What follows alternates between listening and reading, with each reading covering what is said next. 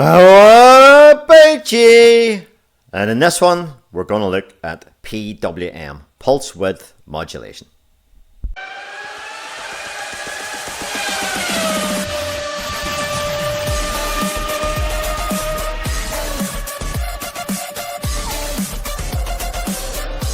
So we have a wee signal generator here, and it has two outputs there, frequency and duty cycle here.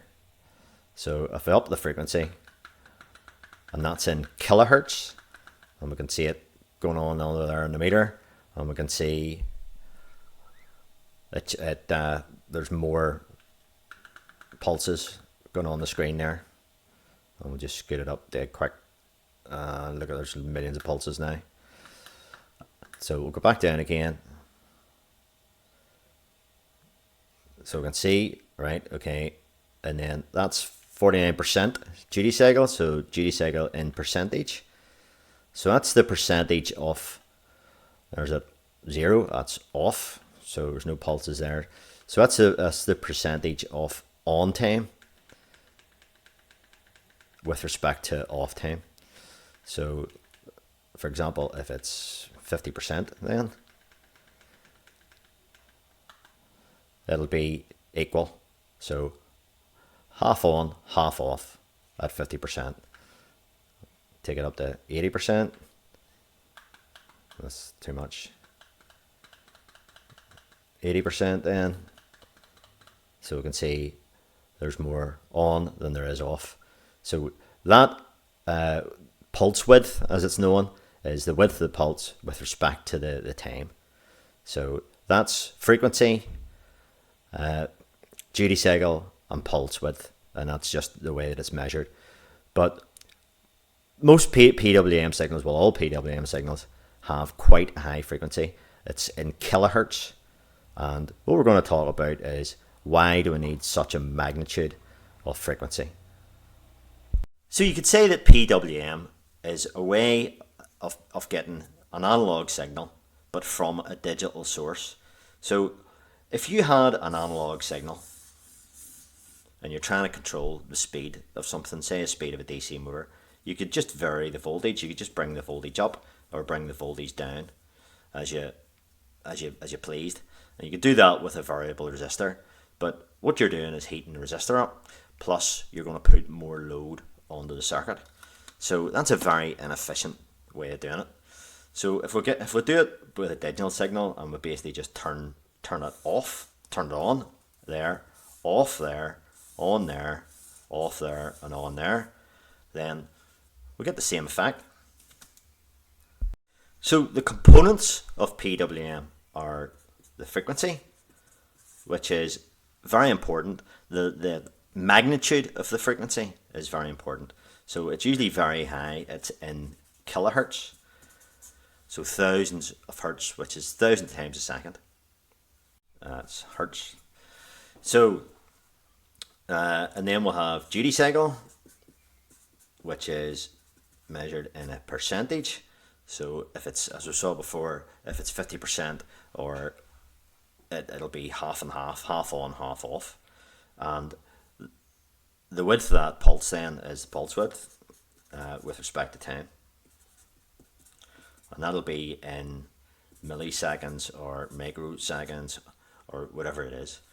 So that's a time of the pulse, time of the width of the pulse. That's the percentage that it's on for with respect to off, and that's the number of times a second. That's the frequency. But we're going to talk about the frequency here. So here we have a PWM controller. Probably seen that before. We'll just put that on the frequency there, and as we can see, we can light the wee bulb up, and our frequency is 11.7 kilohertz. So that's 11.7 thousand times a second, and we will make the wee bulb brighter by altering the duty cycle. So if we put it on the duty cycle there, there's 53%.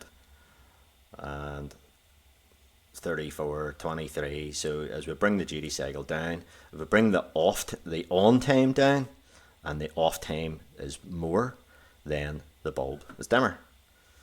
So that's fine in this application, but this wee bulb is just purely resistive.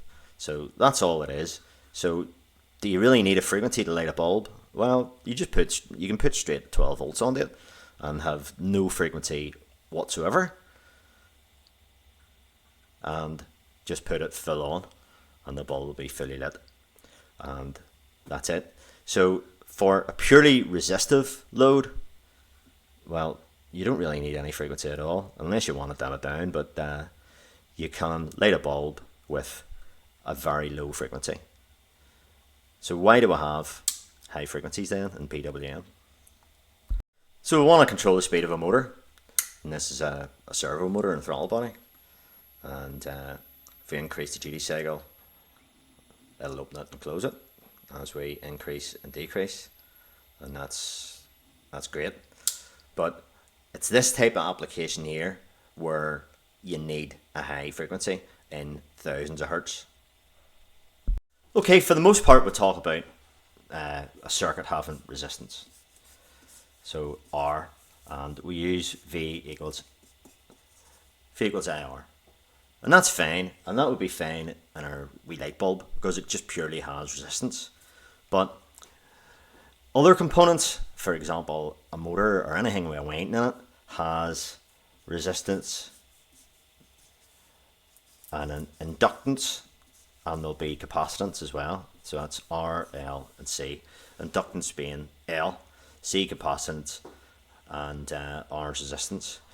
So these two components here, which you'll get in a winding, especially inductance, a lot of inductance because it's basically a big inductor. This is what's called a reactive component. Reactive component, there we go, if we can spell. And that there then in total is referred to as impedance. So the equation that we really should be using for that is V equals I Z, where Z is impedance. So if we get an inductor and we'll put a voltage across it and we get current to flow in amps, what happens is we get a back EMF. So otherwise known as a counter electromotive force. So what happens is whenever you are charging this winding up, it actually generates a current that opposes the flow of this current in the first place, and that's known as Lenz's law. A quick demo of that. So we put a magnet and drop it down a copper bar. The current that is generated in that copper bar is opposing the motion of that magnet sliding down the bar. So instead of just dropping like a stone, it is impeded. So we need to try and get rid of this back EMF, which is opposing the flow of current in our device. So what we can do then is, well, to oppose this rise of current in the inductor, we then can pulse it on and off a lot of times. So that then, because it's off a lot of times, it will stop this current from rising. So that limits the back EMF on an inductor. So you'll probably see that on an ignition coil where you get the inductive spike, and if we use a high frequency, that limits or tries to do away with this back EMF.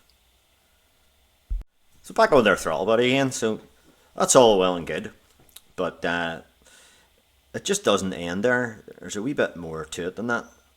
And when it comes to controlling a throttle body, the one that doesn't have an inlet air control valve or an idle air control valve, the flap can move closed and it can move open.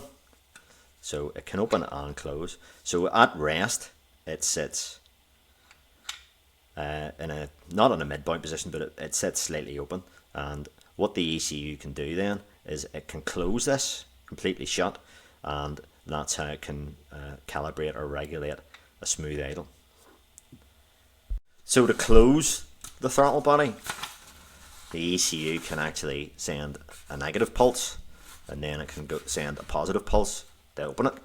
So it can go sort of both ways.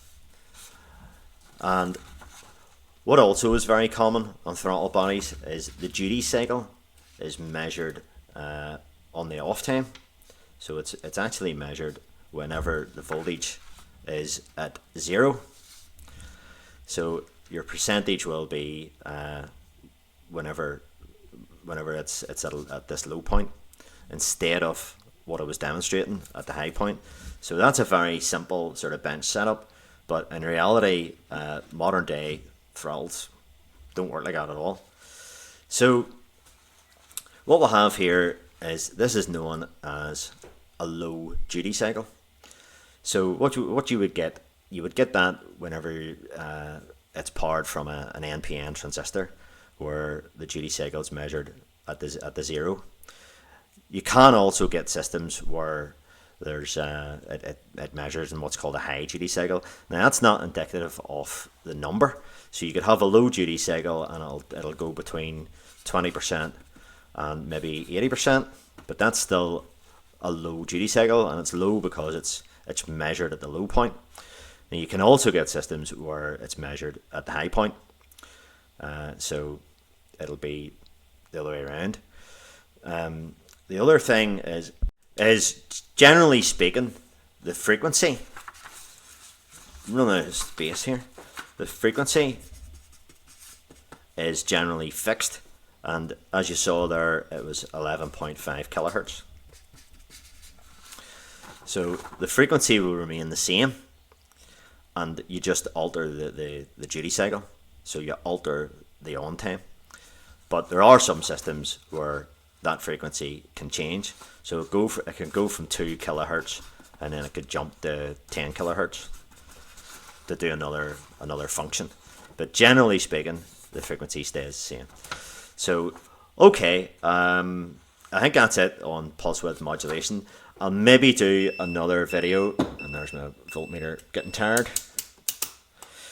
I'll maybe do another video on this throttle body thing. I've taken a couple of captures of a real life situation, and we'll maybe do another video on that. But well, anyway, that's a wee bit more on pulse width modulation, frequency, duty cycle. Hopefully that makes sense, and thanks for watching as ever, and we'll maybe do a part 2, but I don't know, I'm not guaranteeing that. But anyway, thanks very much for watching. All the best. Bye bye. So if you want to voice your opinion in the comments, if you want to see a part 2, go into the pulse widths of this, and we'll see a couple of real-time captures. Leave in the comments if you want me to do a part 2, and we'll leave it at that. Okay, thanks again. All the best. Bye.